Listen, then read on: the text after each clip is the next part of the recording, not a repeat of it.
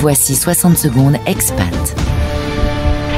Préparé et présenté par Eva Savario. La réforme de la Moudawana à venir est au centre de toutes les discussions au Maroc depuis plusieurs mois.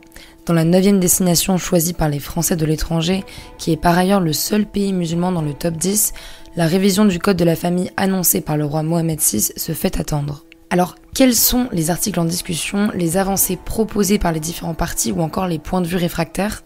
Tout d'abord, au cœur de cette réforme se pose la question de l'égalité face à l'héritage.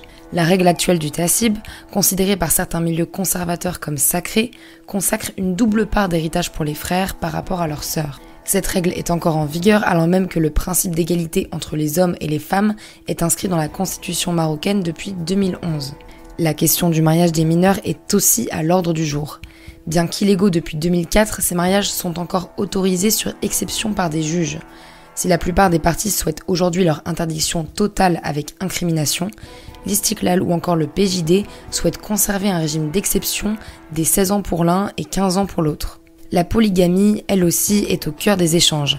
Si la plupart des partis souhaitent l'interdire totalement, les deux mêmes partis réfractaires s'opposent à son abolition et le PJD souhaite même supprimer la clause qui impose à l'homme de justifier ses capacités financières pour prendre en charge plusieurs épouses. Il s'agit d'une question épineuse, la polygamie étant autorisée dans le Coran.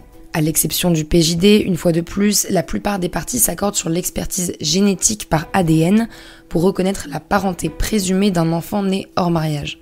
Aujourd'hui, de nombreuses femmes marocaines se retrouvent seules, ostracisées et sans autorité administrative effective sur leur enfant, et ce même après un viol lorsque le père reste inconnu. Dans l'actualité récente, il a été rappelé aux grandes dames de nombreuses associations féministes que la révision du code devrait bel et bien être soumise à une fatwa, c'est-à-dire à un avis religieux émis par les oulémas avant d'être voté au Parlement. Plus que jamais attendu par de nombreux Marocains et Marocaines, le vote de cette révision sera loin d'être un long fleuve tranquille. L'info des expats sur la première radio des Français dans le monde.